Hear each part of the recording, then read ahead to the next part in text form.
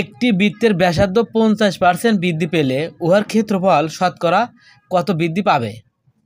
ক 100%, খ 125%, গ 110%, ঘ 150%।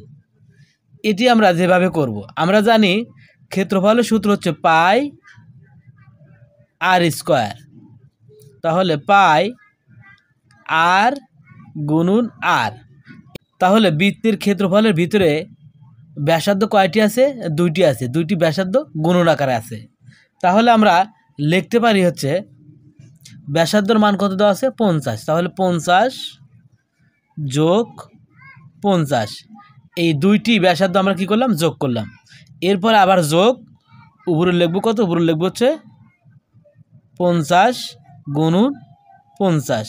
এই দুইটি ব্যাসার্ধ আমরা কি করব? উপরে গুণন করব। এরপরে নিচে দিব হচ্ছে পার্সেন্টের 100।